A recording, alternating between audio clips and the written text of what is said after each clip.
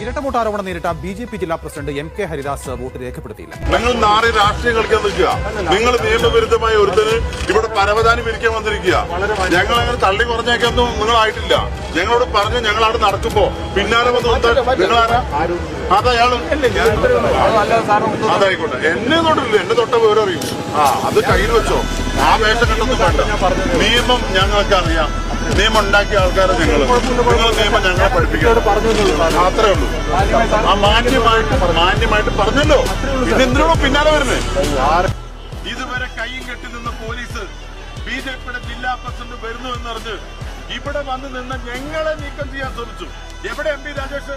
അദ്ദേഹം വോട്ട് ചെയ്യാൻ വന്നാൽ തടയുമെന്ന് പറഞ്ഞ് പൊടി പോലുമില്ല. അനിസ്പ്രയുടെ പരസ്യം പോലെ പൊടി പോലുമില്ല ഇവിടെ കണ്ടുപിടിക്കാൻ. പേടിച്ച് ഓടി ഒളിച്ച കെ.എം. ഹരിദാസ് ആ സ്ഥാനം രാജിവെച്ച് മാന്യത കാണിക്കണമെന്നാണ് എനിക്ക് നിങ്ങളോട് അഭ്യർത്ഥിക്കാറുള്ളത്.